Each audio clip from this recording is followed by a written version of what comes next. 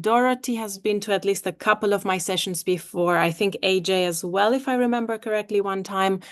In previous webinars, we've talked about Enneagram in romantic relationships, how we can use it in order to better deal with, interact with, communicate with our partners. We've also talked about setting boundaries using the Enneagram.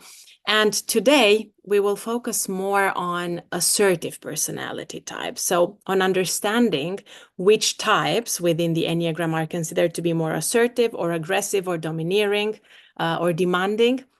And then we will also look at some strategies that will help us better work with them, better communicate with them, better understand and interact with them. So maybe before we start, I will just ask those of you who have joined live already, if you are familiar with the Enneagram, if you've ever worked with it before. Okay, I see so nodding. Dorothy, I know you've been to some of our sessions, so I know you are familiar. I see Scott with us. If maybe you can chat, write in the chat, no, it's new for me. Okay, so we have some people who have some exposure to the Enneagram and some people for whom this is a new topic. I will try my best to combine elements that help you understand the system as a whole, as well as go a little bit deeper into that. So I will share my screen. Can you see the presentation full screen? Yeah, perfect. So a deeper look at the most assertive personalities and how to work with them according to the Enneagram. Now, the angle that I would like to approach our session today from is the idea that a lot of assertive personalities or assertive individuals can be a little bit difficult on an emotional level for people who are more accommodating or agreeable. So I'm not saying that people will necessarily be in these boxes. It's just that some personality types are more likely to show more assertive traits, and some other personality types are more likely to show more accommodating or agreeable characteristics. And sometimes, especially if you put these two types in a team together, or the assertive individual might be the manager or the leader of the accommodating individual, you might notice that the accommodating person is likely to feel a high level of stress around the assertive one. And also this can impact their performance. So they might notice that in their day-to-day work life, they don't perform as well because they are constantly stressed, under pressure, and feel uncomfortable around the more accommodating individual. Now, I want to know a little bit from you what your experiences are in terms of dealing with people who are a little bit more assertive. Do you find any challenges here? Do you have any specific examples that you would like to share, perhaps? And anyone who wants to share, you can feel free to either write or speak openly.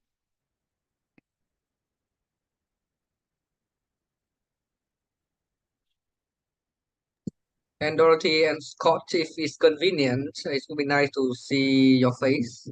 But if it's not, then it's fine. Yeah. We do have a lot of people here, so nice to have a cozy discussion. I think I can share first. I guess I manage it much better as I get older, more assertive people. But when I go younger, I think one of the more challenging person that I have to deal with is my close friend, my friend of many years, but and he has an Enneagram type 8. So he's actually a lot softer now. I mean, anyone is, but in the past he was very domineering, and I always feel like I have to go with what he wants, and I harbor a lot of resentments. I try to I was a lot more passive aggressive towards him. Yeah. Now it's much better now because now I'm much better at managing my boundary, but that was my experience, I think. Thank you, Tuan. Thank you very much. Indeed, feeling a bit passive aggressive or resentful is something that is very much associated with sometimes having these difficulties in interacting with the assertive individuals. And I will share a bit about my experience too. I also noticed that Dorothy wrote, not knowing what I'm talking about. Do you refer that when you're around assertive people, it's a little bit more difficult to know what you want to talk about or how you want to express yourself, or did I misunderstand you?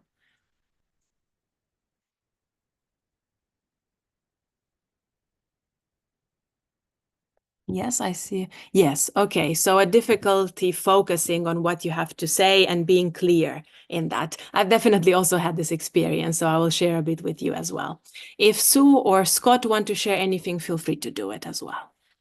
Teodora, I'm curious, is there a fine line between assertive and aggressive, or is it gender? Because, there's this school of thought that says when women are assertive, they're considered aggressive, but men are assertive. So is there a gender bias? Or when we say assertive, is it a person simply who knows what they want and knows what they're asking for and knows how to ask for it? And does that rile us up? Or is it because there's a non-negotiable aspect? I mean, being assertive, it's not an issue if there is a clear, if they're asking for it politely, clearly, effectively. Yeah, I think it's abrasive and it's condescending, and then that's where the negativity comes in. So I'm not so sure. Yeah. Yeah, very good point. So the Enneagram classifies type 3, type 7, and type 8 as the assertive types, in theory. Now, there's a continuum here, and this is very important. So some of these individuals, when they are under a lot of stress, when they haven't perhaps done a lot of work on their own personal development journey or self-awareness journey, they are a bit more likely than other personality types to show slightly more aggressive characteristics, whether they are male or female. So maybe they are likely to want to control situations a lot, to push people around, to be bossy. To be a bit more likely to challenge boundaries in situations where it's not necessary. However, if these individuals work on themselves and mature emotionally, they can very much soften and use their assertiveness in a way that is constructive and helpful. Because assertiveness is very, very important, especially for leaders, for entrepreneurs, but also in one-on-one relationships to deal with conflicts and problems. So the assertiveness is something that we can learn to use as a tool, or it's something that can sometimes take control over who we are and become a bit too pushy, a bit too much and challenging for people around those particular individuals. Does it make sense? Yes, thank you. Okay. Scott, would you like to share anything or ask anything else? No pressure, by the way. I can't hear you, by the way, not sure why.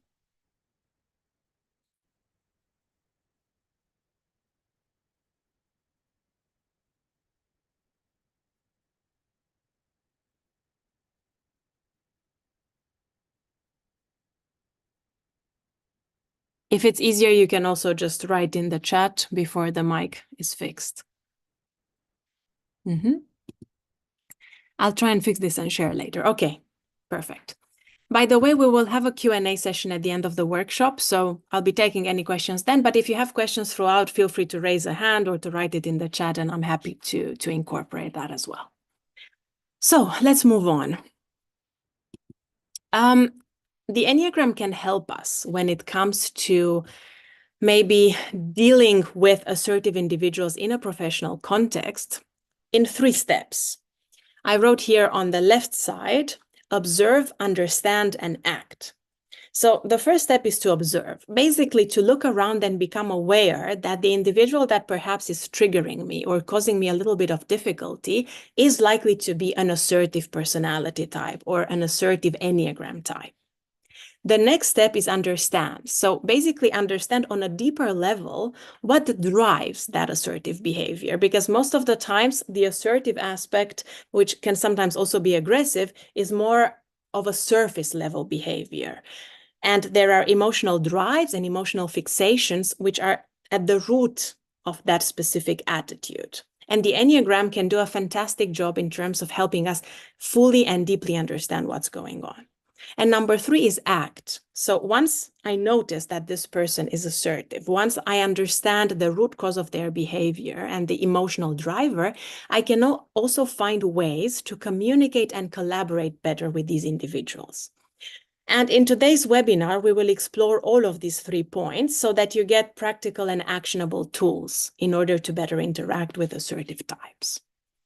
Okay, so if I am to share with you a little bit about my experience, I'm a type 2, the helper or the giver in the Enneagram, which is considered to be a more accommodating or agreeable type. It's a type that has a tendency to try to make a lot of space for others, to people please, to kind of focus on predicting what people need, and to do my best to kind of help and support them, even though sometimes that means ignoring my own needs.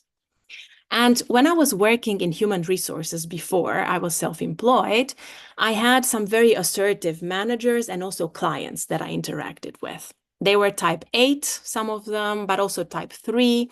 And being around them made me feel often like there was something wrong with me, like I wasn't good enough, like my opinions didn't really matter. So I had to completely change what I wanted or what I was doing to kind of fit with their requests, to make sure that I do the right thing for them so they don't get upset, because I was feeling very intimidated and scared. And like Tuan also shared earlier, there were a lot of moments when I felt very resentful because I kept bottling up my frustrations. I didn't communicate them openly enough.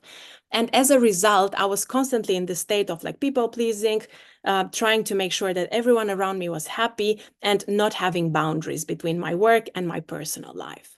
I had my manager call me early morning before my work shift started, but also late at night because he had some other ideas about how to interact with some clients.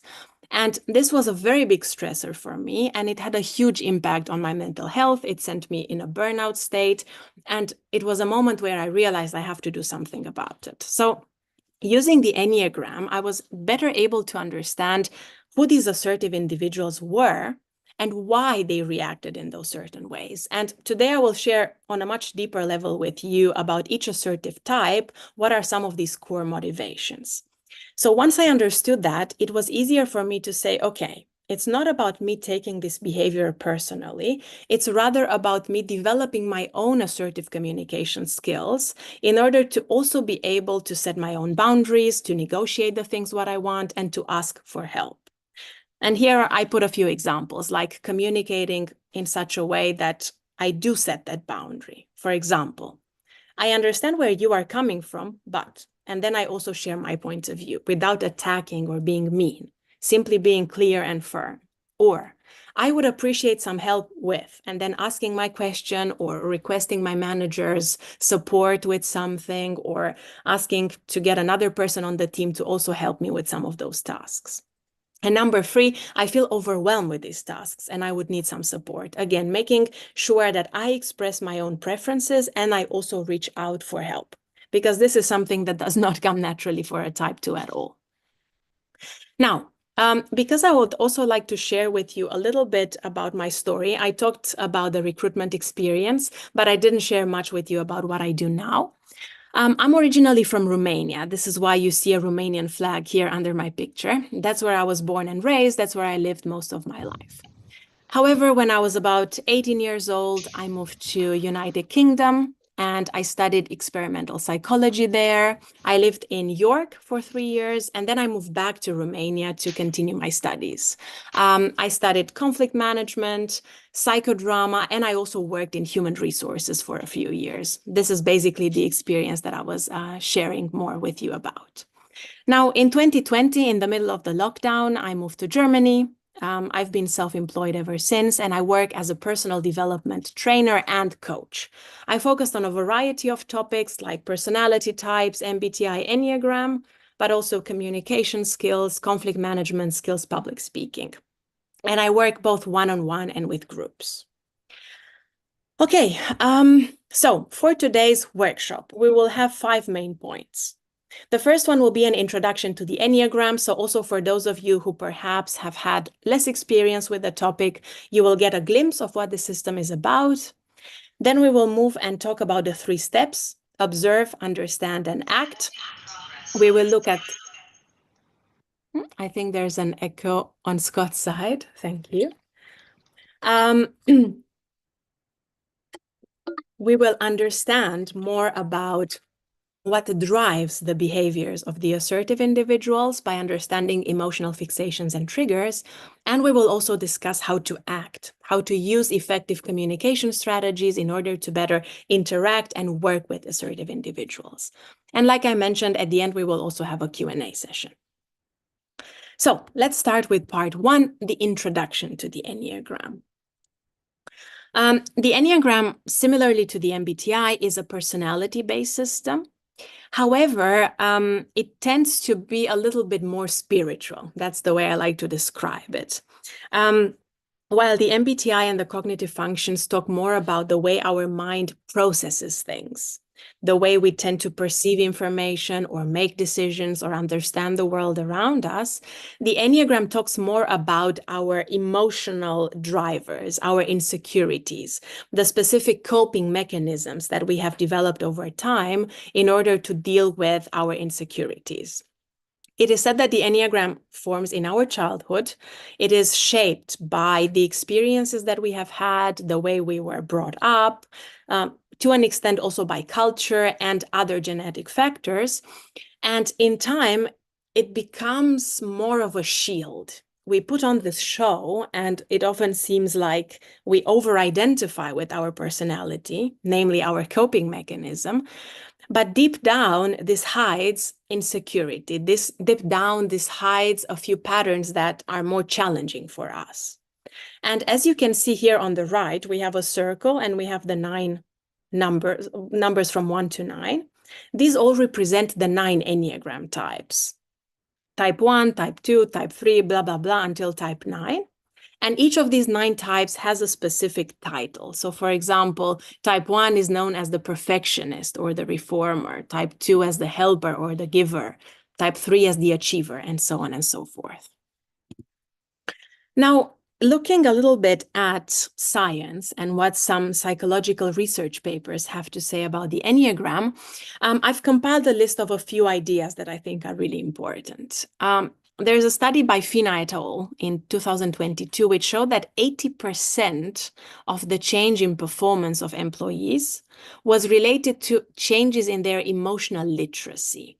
So emotional literacy doesn't just refer to the Enneagram, it refers to a wider set of emotional intelligence-related behaviors, like self-awareness, like the ability to regulate our emotions and understand our emotions, but also about how we deal and interact with other people. But I think it's very interesting that such a huge amount in performance is related to these, let's say, more abstract or subtle aspects.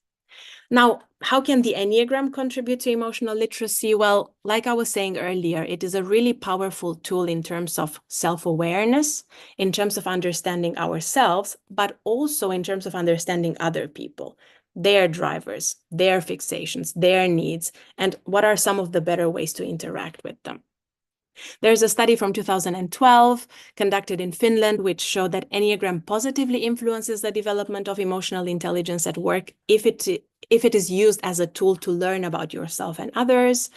And then another study from 2013 indicated that the Enneagram might be a really powerful tool to help employees develop and also to do talent management.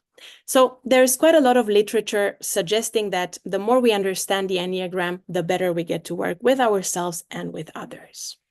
Now, I will pause for a moment because I see a few more people joined us. Welcome, everyone. Earlier in the workshop today, I was asking people whether they have had experience with the Enneagram, whether they are kind of familiar more or less with the topic. And I would love to know from those of you who joined us a little bit later, if this is a newer topic for you or if this is something you have more experience with.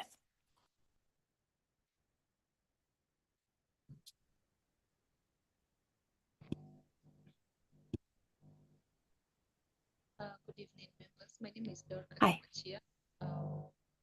This is a new topic for me. I'm a psychologist, and I was excited to hear about this. So, to me, it's a new concept. Wonderful. Thank you very much. Okay. I was also mentioning that if you have any questions, we will have a Q&A session at the end of today's workshop. But if something pops up along the way, feel free to write it in the chat or to raise a hand, and I'm also happy to answer any questions you might have. Okay, so let's move on to chapter number 2. Observe. Who are the assertive Enneagram types? I was mentioning earlier that when we work with assertive individuals, it is usually a good idea to first observe, label. This is someone, maybe my manager, maybe my coworker, maybe my client, is someone who's more likely to display assertive traits. Perhaps they are an assertive Enneagram type. So let's look a little bit at who these people are. According to the Enneagram theory, the assertive group is composed of types 3, 7, and 8. These are known as the achiever, the enthusiast, and the challenger. I also decided to add Enneagram 1 to the list. I had a little bit of a debate with Tuan before this because he's also an Enneagram 1, and we were discussing, okay, should we also include type 1 here or not?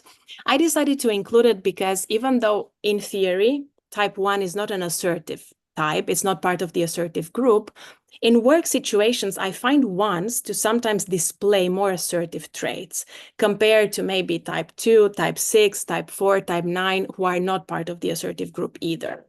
So we will also talk about type 1, the perfectionist.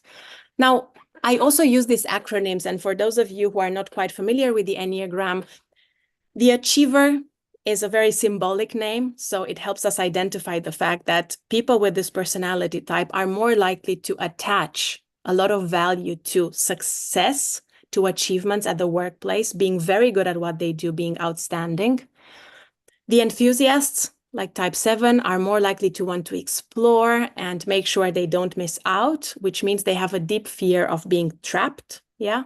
The challenger, like the name suggests, is probably the most assertive type, the one that is the most likely to take control of situations and to like to push boundaries. And we also have the perfectionist, so a tendency to focus deeply on making sure that things are being done properly, things are being done at a very high standard, both by themselves and other people. Some of the behaviors that we notice in assertive types are related to having a more direct communication style. So when they are at work, they are a bit more likely to ask direct questions, to answer our own questions with more direct answers. They're not really likely to beat around the bush, to be indirect with the way they kind of express their thoughts and perceptions, but rather they are more likely to go straight to the point. They also tend to prefer to be in charge and make decisions. Now, this also depends on their MBTI type. There are several MBTI types, usually the TJ types, ENTJ, ESTJ, INTJ, ISTJ, where if they have a more dominant style in the Enneagram, they're even more likely to prefer being in charge and to make decisions. But nonetheless, we do see this tendency. They are more likely to challenge boundaries, whether these are very clear, explicit boundaries that are being expressed at the workplace, or whether they are boundaries that their coworkers set in their relationship with them. These people are more likely to want to make sure that, is this really a boundary? Maybe we should talk about it. Maybe we should challenge or discuss what is going on here. They like to be in control of situations and groups. And sometimes, like I was saying at the beginning of the workshop, on a continuum, if these types are under stress, or if these types have done a little bit less work on their own self-awareness or their own personal development, they are a bit more likely to sound harsh, even though maybe they don't intend to. It really depends on the situation. Other things that we notice in the workplace is that these types are more likely statistically to be leaders or managers. So they are more likely to be interested in looking for certain positions, certain jobs where they have the opportunity to lead other people, to lead a company, to lead a department. And then if they don't have a leadership position or a managerial position, if they are part of a team, there's some of the types that are more likely to also challenge authority. So they might not be very happy with another person leading them or telling them what to do. They are more likely to kind of push around and make sure that this challenge is visible. And then if they are part of like group meetings, they tend to speak up more. They tend to have more initiative to come up with ideas of different projects that can be carried out, to kind of invite other people to join them as well. And they are more likely to debate and discuss sensitive topics. So what I mean by that is not necessarily that they will become more vulnerable themselves, but they are more likely to try to bring in conversation the elephant in the room.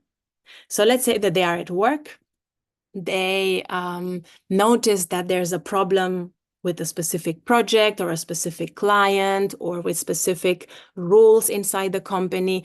They are the types that are the most likely to bring up this in conversation and want to kind of address it directly with people that they work with.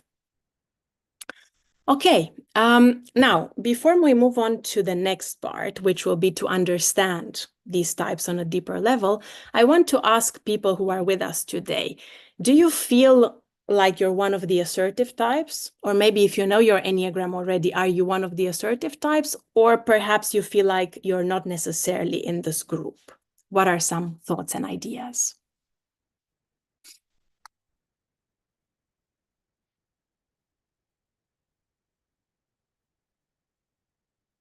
Feel free to either speak Hi, up Scott or here. Is my microphone Yes. working? Ah, got Yes. it. Wonderful. Perfect. Yeah, I'm one of the accommodating types, but I do work with people who are let's call it assertive. So yeah, keen to understand a bit more about how we work with them and help them to understand their impacts as well. Wonderful. Do you by any chance know your Enneagram type, or you just feel like you resonate more with the accommodating type description? I think I just resonate with it. Yeah, I haven't done Okay. the test. No worries. Thank you very much, Scott, for sharing. I see we have something in the chat. Sue, I'm a 5 wing 6. Okay. 5 is not an assertive type. It's not really an accommodating type either. 5 is part of the withdrawn group. So these are people who are more likely to just enjoy being on their own, doing their own thing, not necessarily having to lead others or to follow. And I see you smiling. Okay. Any other thoughts? About Izudin, Sufyan. Izudin, Sufyan, thank you for joining us as well. Hi, can you hear me? Yes. I think I will go for the accommodating type and perhaps like yourself, because I look in the helping profession, specifically social workers. So I tend to have that pleasing people. So at my workplace, there was previously I encountered an ex-colleague who was very assertive, and it was very hard for me to get through. I felt Yeah. intimidated by his tone, by his voice, and it didn't help. If I may add on, it didn't really help in terms of his size as well. And I'm a kind of a smaller stature, so everything comes to I felt kind of vulnerable in that sense. But as for the Enneagram, I haven't chanced upon any free Enneagram tests, so I've yet to discover about it. But I'm aware about my MBTI basically. Yeah. May I ask you about the MBTI type, just as an idea? Oh, I'm an INFJ. Me too. Yeah. Yeah. It is true. INFJs are less likely to be assertive Enneagram types, especially 3, 7, or 8, the classical assertive types. Those are the, let's say, least likely possibilities. So like me, I'm an INFJ too. This is a more accommodating type. If you're a 2, a 6, a 9, you might also find more of these traits in yourself. Yeah. Thank you very much for sharing. Okay. If anyone else wants to share, feel free to do it. Otherwise, we will move to the next part. Have anything in the chat? Not at this point. Okay. So let's move on to better understanding what's beneath the surface. We looked at some observable behaviors in the assertive individuals. Now let's take a look on a deeper level. How can the Enneagram help us with that? So we have a pyramid here. This is one of my favorite models. It's related to conflict management normally, but I decided to use it today to illustrate how it's sometimes really useful to look at people from this angle or this perspective.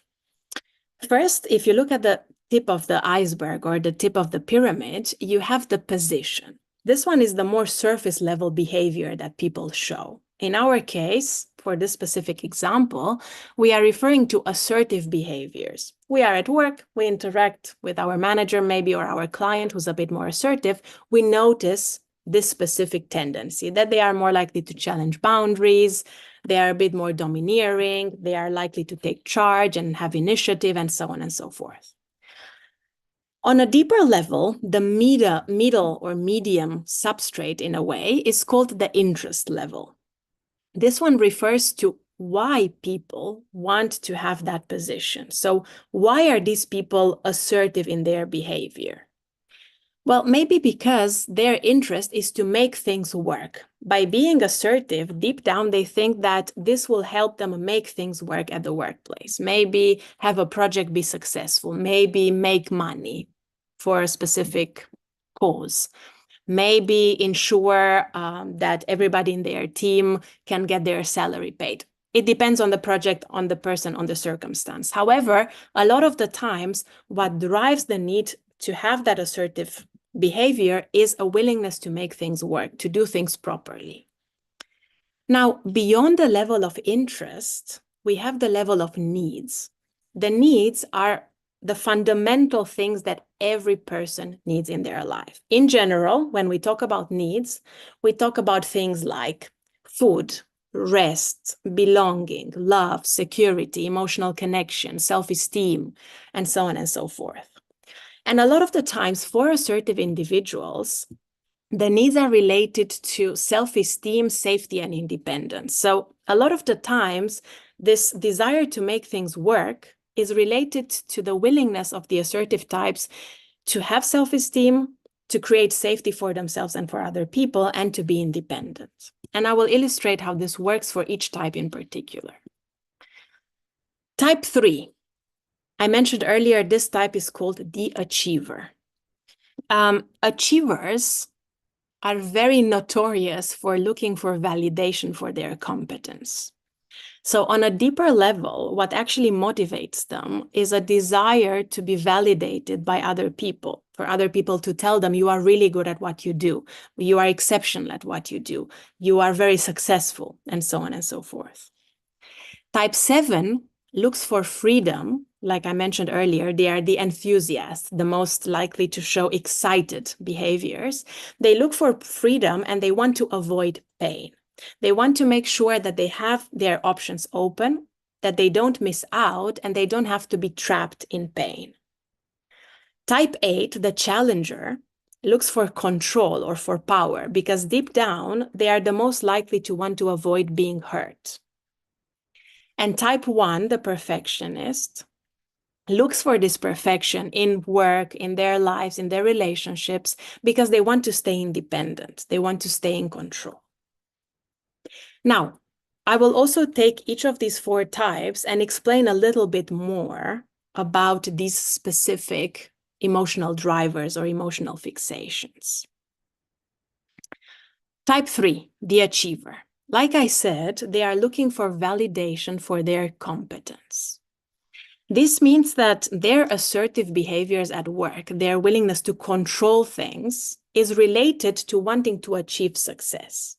Let's say that they are part of a team, or they are a team leader or a manager of a team. They are more likely to want to kind of push people in a certain direction, to challenge boundaries, to want to move things forward, because they want to make sure that the project will be successful, the team will be successful, the projects will have a high level of meeting the specific KPIs that the company is requesting. Again, depends on the situation.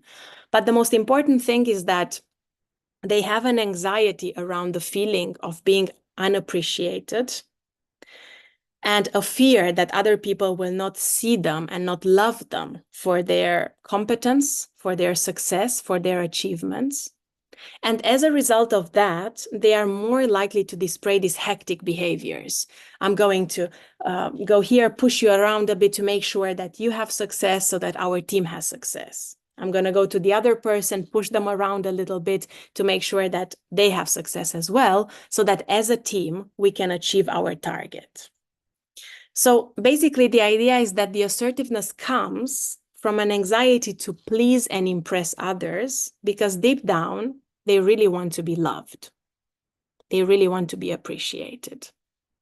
So on the outside, they can look scary, domineering, pushy, but on the inside, they usually really want to be loved and appreciated. And they have an insecurity around that. For type 7, the enthusiast, like I said earlier, the desire is to find freedom and to avoid emotional pain, especially the idea of being trapped in pain. This is a big, let's say, characteristic for type 7 that the Enneagram highlights quite a lot. Individuals with a type 7 are usually the ones who on the outside seem like they want to do everything. They want to explore many different possibilities. They want to do many different projects at the same time. And because of that, they seem like they are never afraid of anything because they are so excited. They're so full of life and energy. But actually, deep down, this comes from a tendency to want to escape pain. So they might push your boundaries a little bit. They might want to push people to join them on a new adventure or to do something exciting with them, because this is related to their deep need to be happy and safe. And the trap that they tend to fall into is that if I'm constantly moving and changing and doing something else, not sticking with something, not being consistent with something, then this creates the illusion of safety for them. The more I explore, the less likely I am to feel pain, and consequently, I will be safe. So again, they might appear scary on the outside sometimes if they push boundaries more, but on the inside, they really want to be happy and safe. That's where this is coming from. For type 8, the challenger, like I said, they look for control and power because they want to avoid being hurt. So their desire is to control situations or to control other people, especially in a work environment, because they want to feel protected. A lot of 8s fear that if they let go of control, if they stop making decisions, if they stop pushing people to do certain things, then other people are more likely to get to them, to hurt them, because they will become vulnerable. 8s are the type that struggle the most with being vulnerable, with talking about how they really feel about something, with showing their weakness or their insecurity. And sorry about my pauses. Sometimes my throat gets a little bit dry and I need to drink some water. So in their case, the pushing of boundaries is related to the coping mechanism that makes them feel safe and autonomous. In my experience, 8s can be the ones that seem the most scary to other people because they are probably the most extroverted ones.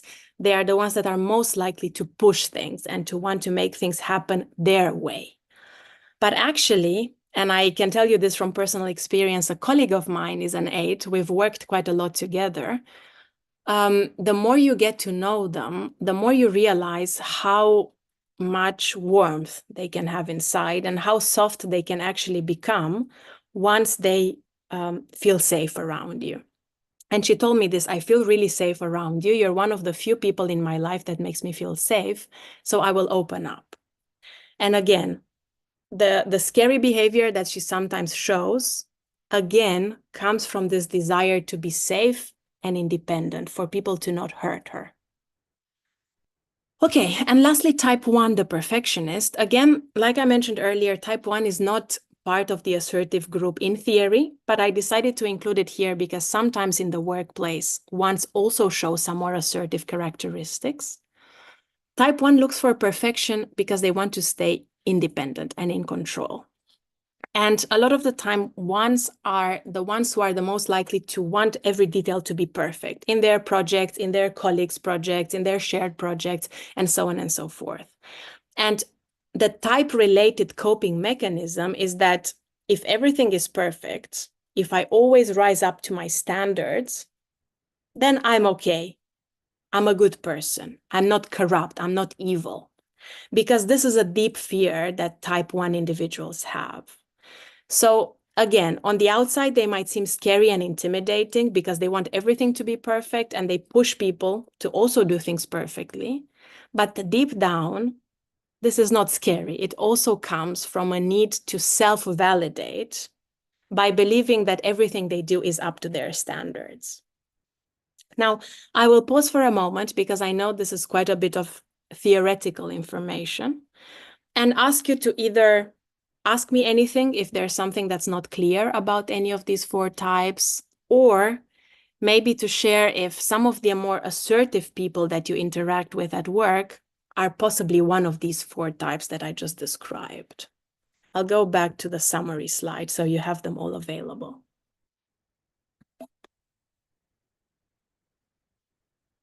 So either if you have any questions or if you have some personal observations that your assertive colleagues, managers, clients are a 3, a 7, or 8, or a 1.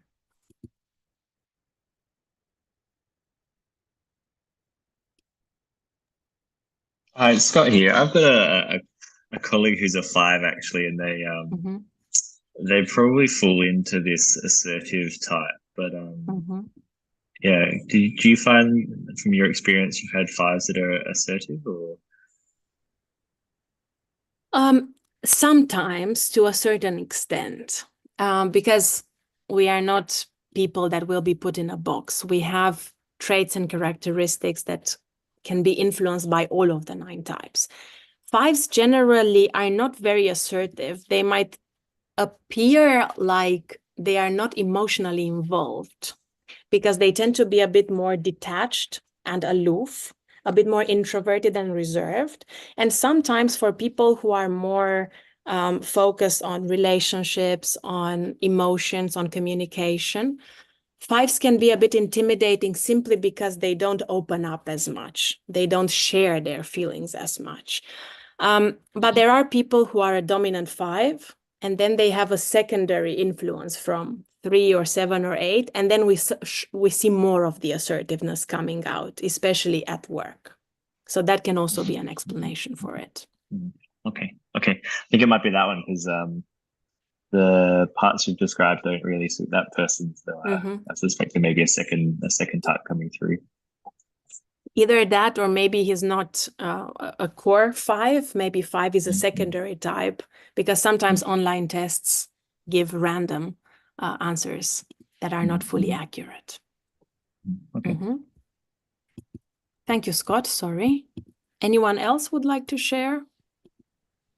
Hi, Teodora. This is Suchi again. It's quite interesting that Scott said that he found a type 5 intimidating because even though it's the one of the withdrawn types, and I'm a type 5, pretty strong on that.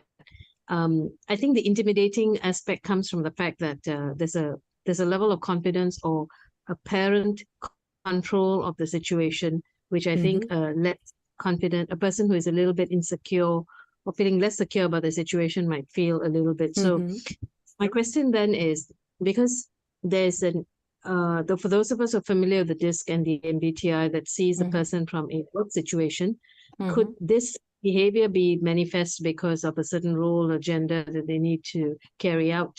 And it's not necessarily of the personality that's coming through.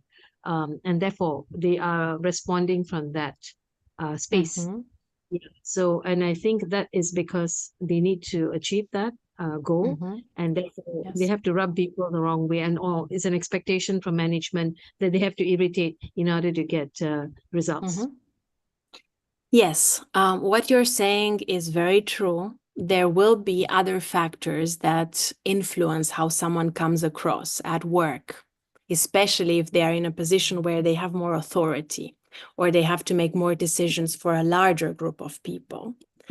What I do find, though, is if you put a type 5 in a position where they have to constantly display assertive behaviors, they tend to get a little bit exhausted by doing that because they tend to be more introverted and withdrawn. They can do it for a while. I can also do it for a while if I have to, even though I'm not an assertive type. But after a while, I will feel very exhausted. And I noticed this in 5s as well. They tend to maybe be assertive for a few days and then come back into their shell so they can regain energy and resources. With types that are more assertive in theory as well, especially 3, 7, and 8, this behavior is a little bit more natural, comes easier to them, and tends to be displayed for a longer period of time. Does that make sense? Yeah, that really helps because are you in your element or you're not? Yeah. So if it's you have to put up a show, then yeah, we can do it for a short time and then we get anxiety attacks and then we cut away from the world. Yeah, okay. Yeah. So this helps to clarify those people are consistently displaying that behavior, then we can see they're probably assertive. Thank you. Yeah. Perfect. And by the way, thank you, Tuan, very much for the screenshot. That is very helpful. Okay, so for the sake of time as well, I will move to the next part, which is empathy. So the reason why I shared with you a little bit more about the underlying fears of each of the assertive types is because when we understand that these people ultimately need validation, safety, freedom, independence, and all of the other aspects that I mentioned, this makes them relatable because everyone needs validation, safety, freedom, and independence. They are human needs. So by doing that, we humanize the assertive types. We see them as people. We don't see them as these scary individuals that we cannot connect to at all. So overall, we will feel more empathy towards them. And there's an exercise that I really like that I learned in a positive intelligence program that I followed recently, which is when you struggle to empathize with someone, when someone really triggers and challenges you, you can try to imagine that assertive individual as a small child. Try to imagine how they looked like when they were small children. How did they behave? What was their attitude? What was their face like? Anything that comes to you while doing that. And again, by doing this, sometimes even for 1 or 2 minutes, I've tried it quite a few times, it helps us feel more empathy and more compassion for the other individual. And then our level of stress around them or our tendency to be defensive around them is more likely to decrease. And why? Well, because when we feel empathy towards someone else, we are less likely to react immediately. We are less likely to say things that are very hurtful or things that are very passive-aggressive. We are a bit more thoughtful. And at the same time, we can create more harmony in the workplace because if everyone is communicating thoughtfully, if everyone is open, if people show more empathy and compassion overall within a team, then of course we will create more harmony as a whole. Okay, we have covered a little bit about the assertive colleagues and clients.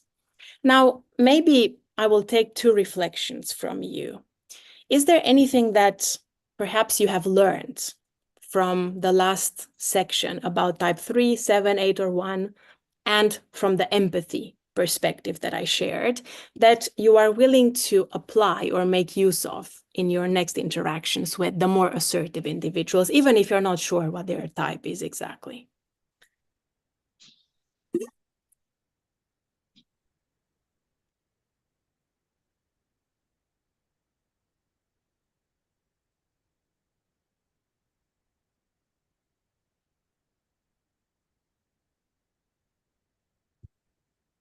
Okay.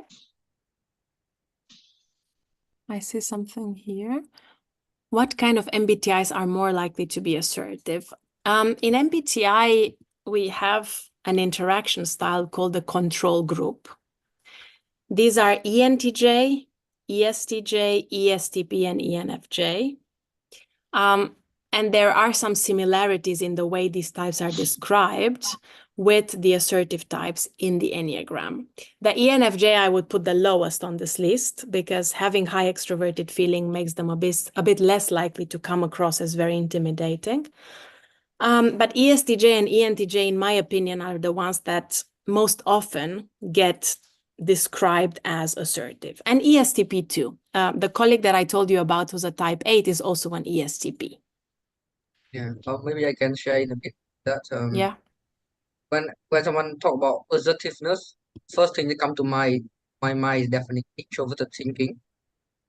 It's a bit more advanced, but definitely that is about ESTJ and ENTJ, the commander and the executive.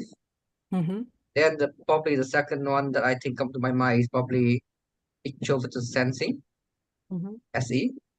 Mm-hmm. That type is less structure, but it's more of introverted sensing is it's a lot about boundary and getting resources and making big impact. That is Yes. another choice for being assertive. Yes, exactly. Fully on board. Extroverted thinking, extroverted sensing often correlate with Enneagram types 3, 7, and 8 in the Enneagram. I saw that someone also asked, how do we deal with people who are both extroverted and a type 8? Usually, type 8s are extroverted in MBTI most of the times. I will share in just a moment what are some of the communication skills that we can employ in order to better interact with them. But I would still first start by observing who they are and first trying to understand what is causing this 8 to be so pushy. What is causing this 8 to want to challenge authority, to challenge boundaries?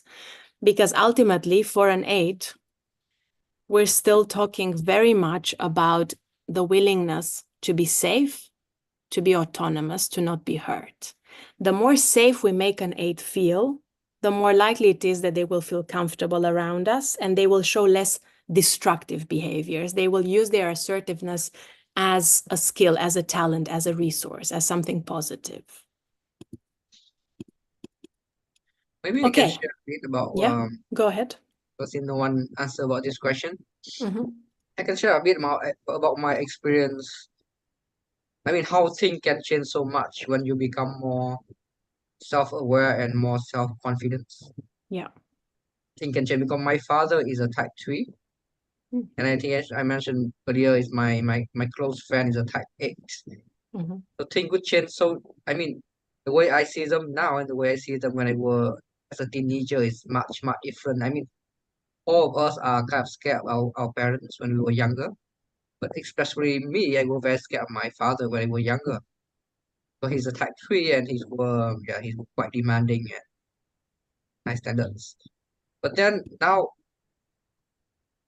and I really like the part where, now when I'm more, a lot more self-secure.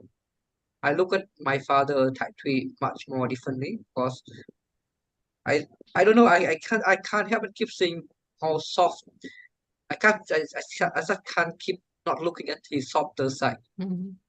Even that I kind of know his inner child and I'm secure with myself. I'm not affected by his surface harshness or extrovertedness. So I feel like I'm a lot more, I'm much better at empathizing with my father as well as my best friend now. Mm-hmm. Yeah, so it's surprising how much self-work and inner confidence can help you to be better at dealing with other people, being some of the most assertive type. Thank you, Tuan, for sharing that. It's definitely true that the more we build on our level of self-confidence and at the same time work to understand and see beyond the surface level behavior, the less challenging it is to interact with assertive individuals. And I see some questions that are related to that. What will type 8 influence type 5 to be assertive? And what is some advice for these types to work together? So yes, type 5 actually moves to type 8. This is advanced.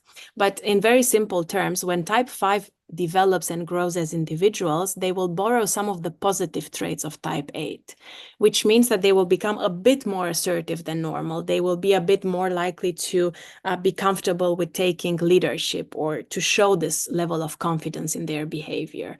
So when you have a type 5 that will work together with a type 8, the type 5 can actually learn from type 8 to take the positive aspect of the assertiveness and to also show it in their behavior. And some of the advice, well, this would be quite a lot, but in general, what I would say is for type 5 to learn how to communicate a bit more directly rather than keep a lot to themselves, because 5s tend to do this, because the 8 will really appreciate the directness.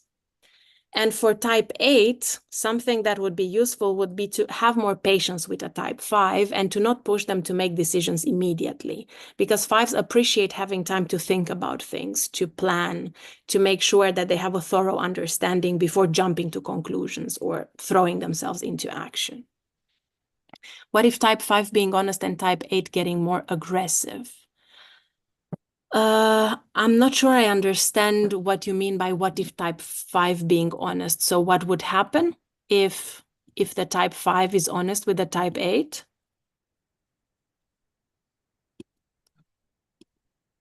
Yes, so it is very good for the type 5 to be honest with type 8. We're not supposed to do it in such a way that we attack the other person, and I will get to this in a moment because the next part is about communication. There is a way to be honest without attacking somebody, without pushing their boundaries too much. This is what we call assertive communication or nonviolent communication.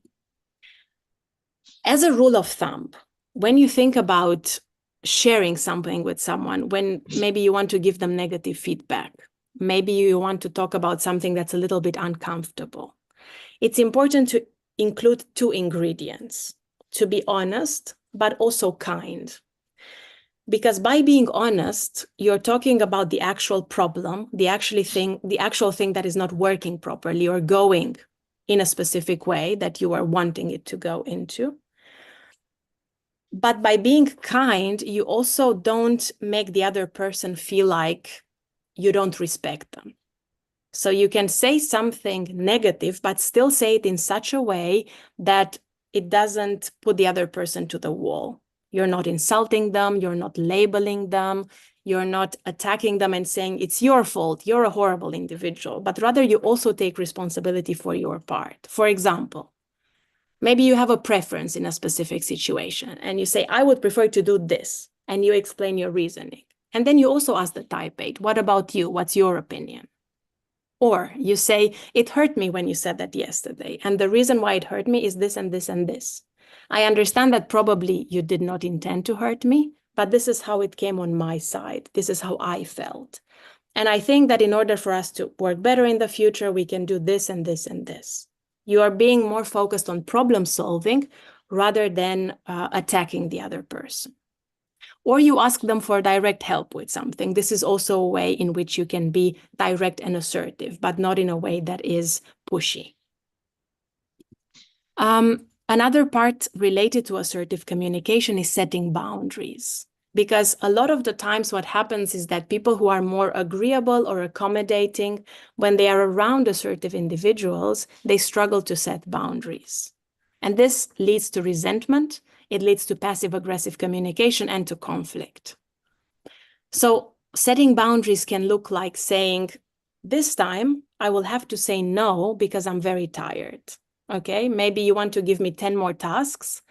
It's 8 p.m. I finished my shift, and this time I will have to say no because I'm very tired. Or I'm on holiday for the next 10 days, 5 days, whatever, and I will start working again after I come back. I'm very happy to revisit this point with you once I'm back. But boundaries can also be related to behaviors, because sometimes saying these things is not enough. We also have to show up and to display these behaviors, these boundaries in our behaviors as well. So sometimes it can look like not answering the phone outside of your work time or while you're on holiday.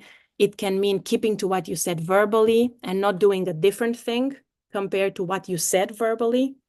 Like, this is a problem that I had when I was in recruitment before with my assertive manager. Sometimes I would tell him, please don't call me 3 hours after my work ends, but then I would still answer the phone immediately when he called. So this encouraged him to call me again.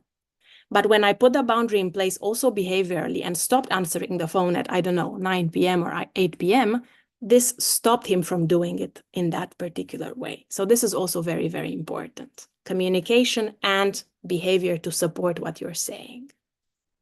Yeah, I think, sorry, just to say, I think this setting boundary aspect can be quite scary. I mean, it's always easier said than done. I think a lot of us will have the picture, the angry reaction that we get, and not even dare to try. I think it's good to get better once you really try one or twice, and you realize that it's actually easier and nothing is going to extreme is going to happen when you really set a boundary. But I think it's hard to get started. It is. It is. It is hard, and you don't have to pressure yourself to do all of these things immediately. It's a very good idea to start small with a small boundary if this is very uncomfortable for you. See what happens, get used to it, and then maybe next time choose a slightly larger boundary and keep building, because these types of behaviors and habits are built in time. And the more you do them, the better you get at them as well, and the healthier the relationship becomes as well for everyone involved. Another perspective I want to share before we go into the last part is collaboration skills. This comes from what I heard from some assertive individuals. They told me that sometimes they feel so overwhelmed with how much they are doing, how many decisions they are making, how many hard choices they make every day, that they would really appreciate if other people took some of that load, because always being in charge can be draining. So this means that if you are working with an assertive type, it might be a good idea to sometimes make your own decisions if it's possible, to take initiative, to come up with ideas for projects, for ways to solve certain problems. Because in this way, you will show the assertive type that you're there by their side. You're also lifting some of that weight. You're also contributing, and they are more likely to feel safe and comfortable around you. This is one perspective. Another perspective is trying to stay to the point in meetings with them, especially for those of you who are familiar with MBTI as well. If these assertive types are also ESTJ or ENTJ, they will very much appreciate if you're also being direct and to the point in meetings, that you don't waste time talking too much about things that are not immediately important for that meeting. And just generally, I know that this is easier said than done, but just as a reminder, it's important to not let yourself get intimidated, but rather to take a step back and reflect. What is going on? What part of me got triggered? Why is this person reacting or acting in this way? What might be beneath the surface? How can I empathize with them? Because taking ourselves out of this emotionally tense situation and reflecting can also help us recenter and allow the emotional intensity to go down. And again, the more we do this, the easier it becomes to do it more naturally in the future, even if the first times we might still struggle with it. Okay, before we go into the Q&A session, Tuan and I would just like to share with you that for those of you who are interested in further developing the Enneagram understanding as well as the MBTI understanding, we offer a program that we put together. It's a 9-week program if you decide to go for the full one, but it can also be a shorter 3-week program if you decide to go for the basics of it. The focus is to understand MBTI and Enneagram on a deeper level and to learn how to apply it both for yourself and in your own self-awareness journey, as well as in your interaction and relationship with other people. You see a weird skeleton here with a circle inside. This is the way that I like to conceptualize MBTI and Enneagram together. I like to see the MBTI like a skeleton, the cognitive functions like a skeleton, the way our mind works, the way we process information, our stable structure. And then the Enneagram symbolically, in my opinion, represents the soul, the way I like to call it, the part that kind of moves the skeleton, the emotional drive, the motivation. And when we understand the two together, this can be really empowering and insightful, both for our self-awareness journey as well as for that of ours. Here we have some links for those of you who are interested in finding out more, and I will also pass to Tuan in case you would like to add anything about the cognitive diversity mastery. No, I think it's fine. Yeah, I think it's I think you already mentioned that it's a lifelong foundation for your learning in the self-awareness, and I think that um it's I would say it takes longer, but it's a much more worthwhile process when you invest in self-awareness instead of some shortcuts. Long term, it's about understanding yourself and have been assertive but empathetic toward different people. Yeah. And yeah, I can definitely send more information later via email. Sure that you can read about this. Perfect. Thank you very much. So, I know that we are a few minutes over the time. I still have a little bit of time available. For those of you who cannot stay, feel free to also leave the meeting. For anybody else, if you have any questions, any comments, anything else that you would like clarified, I'm very happy to help. So feel free to ask anything. Thank you very much for this powerful presentation. Personally, I'm learning, but I've just missed a better percentage. I was handling some few issues. Still, it's daytime here in Kenya. And to check on all those personalities, I've just seen you've said someone can still access to learn more about it. I'm trying to check what are the charges on the same. What are the, sorry, I didn't hear the last part. What are the charges for the lessons that that package is going to offer? It's around right. Yeah, it's around 500 USD for the whole program. Okay. But then you can take the modular. It has 3 modules, so each module is about 150 USD. All right. So for example, if you go for the first 3 and you don't want to continue with the rest, then you would only pay for the first part, which is 150 for the first 3 workshops. All right. Thank you. You're welcome.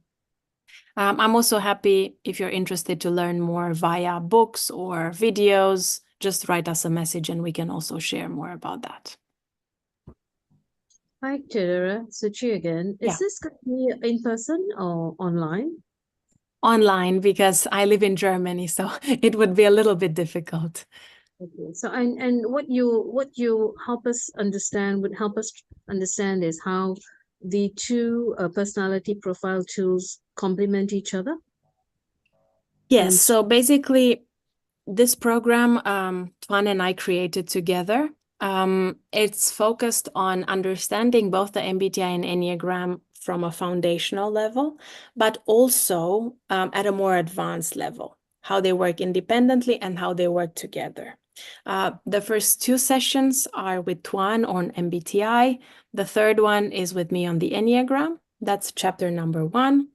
And then for the next 2 modules, we have either one module with 3 lessons focused on Enneagram or one module with 3 lessons focused on the MBTI. And because Tuan and I are involved in all parts of the process, we will also connect and link these systems, so you have a better understanding of that as well. We have a pretty detailed curricula of this program, so we can also share that link with you so you can read more about each step. And to add more on that, I think it's try to achieve 3 purposes. First purpose is to give you a more accurate and best foundation possible in these 2 systems. Second is to you improve on your self-confidence and self-awareness. And the third purpose is then to apply that to influence, be more assertive with people based on using a more adaptive approach based on your understanding of different personality types. So that is a for that 9 week. So I'm guessing we'll all have to do the survey and use our scores. Was that part of the process? No, we don't really need to do any test. Purpose as well is another one is that we will also focus on helping you pinpoint your personality type based on your own understanding. I see. Okay. And we will also give you our own independent assessment of your type.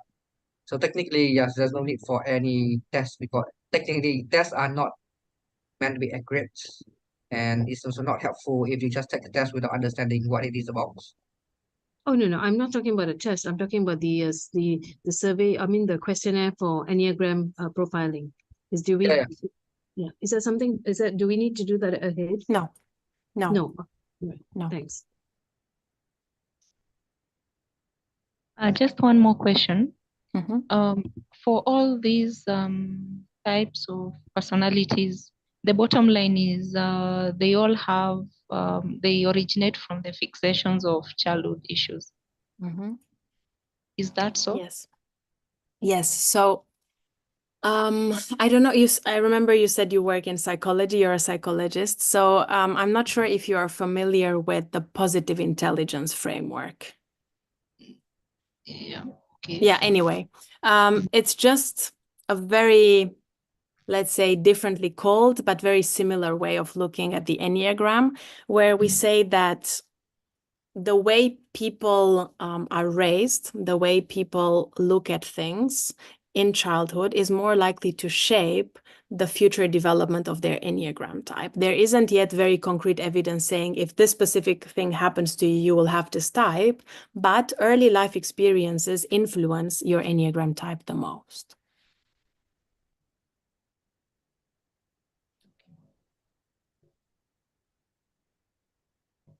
And by the way, there was a question in the chat. I put the answer there. If it's possible for ESTJ to be type 5. And I said, yes, but it's less likely because type 5 is more common among introverts. So ISTJ is more likely to be a 5. But sometimes it can happen that ESTJ is also a 5. And could we request the slides? Yes, of course, not a problem. Tuan will also send you the recording. And I believe we can also just add the slides to the same email. Okay. Any other questions? I cannot hear you, Scott.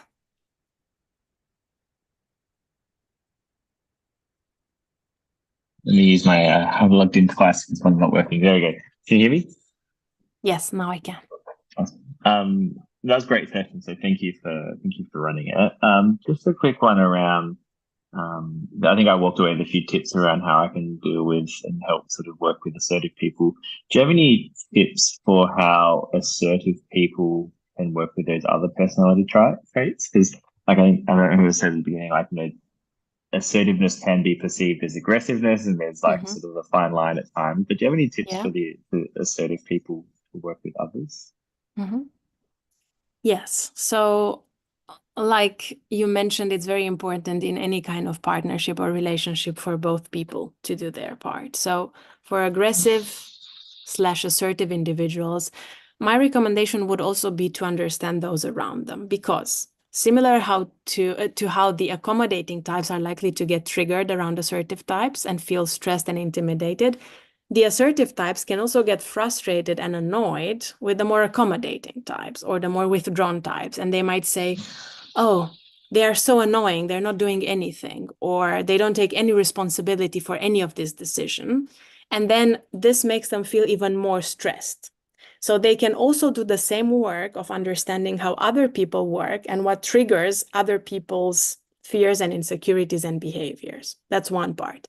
Another part is for them to work a little bit more on the kind part of communication, because they tend to be quite honest, sometimes brutally honest. It can sound harsh. So as a result, something they can improve on is to learn how to soften their message a little bit, to explain a little bit more, like, oh, I'm telling you that this is not quite right, that this project can be improved or this specific task can be improved because, and then have the patience to go through different points that are important for the other individual.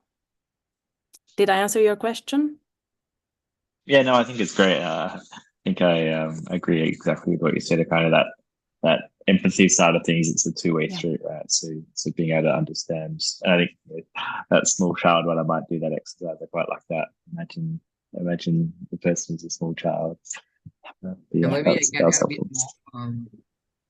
I think I still big believer that the best way to address an issue is come from your own self, from your own belief, your own mindset. And for assertive people, truly empathize and other people, they really have to address some of their belief And I think some of the best way to know that is really to learn about personalities, because if they don't know about different personalities, they will assume that withdrawn type are, weak, lazy, they, like, yeah, think too much. So basically, they have a very biased way about their own strengths and not seeing don't have their own a balanced view of their strength weaknesses. So they tend to look down on the more accommodating type. So I think the more root cause of the problem is really, if they can, that's the time in self-reflection and personalities or in psychology. I think that is the best way long term. It would be Great, amazing. I noticed that some of them sometimes have a bit of resistance to that, or might take a little bit longer to get to the conclusion that it's a helpful thing to do. But ultimately, this is the way forward. This is the most powerful way to really work with your own insecurities and not expect or assume that everyone else will have the same mechanisms as you or the same tendencies as you. So, okay. Anything else before we close the session for today? Any other questions, comments?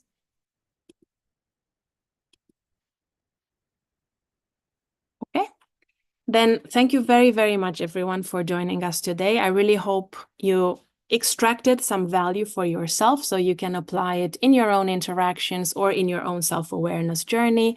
Like I mentioned, we will get back to you with the recording and the slides and more information about the program. And if you have any questions, feel free to connect with us. I'm happy to answer any other questions. Thank you, Sue. It was great meeting you all today. Have a wonderful rest of your day. Thank you very much. An advance Merry Christmas and Happy New Year, everyone. Bye-bye. Merry Christmas. Merry Happy Christmas. New Year. Much.